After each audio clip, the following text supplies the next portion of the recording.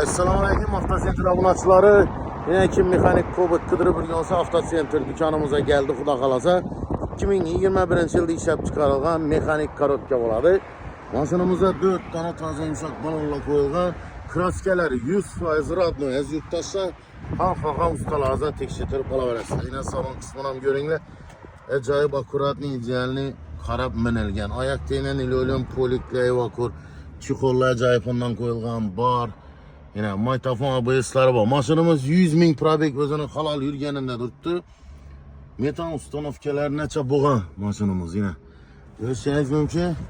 Ez yurtta sabır, like, patpiska bas süperinler. Xuda xalasan narxına maytip ötəmən. Narxına gələt olsak 120 milyon son naqd pula. İkilemçi kredit Almanya'da bürgenler için eldinden 8 milyon son banka törov boladı. Notaris gayesi için et dinlek kelesi aylık törovu 4 milyon sondan çıkadı. Menzil Xanka yolu 9'dan ahırı avtocenter salonumuzdadır.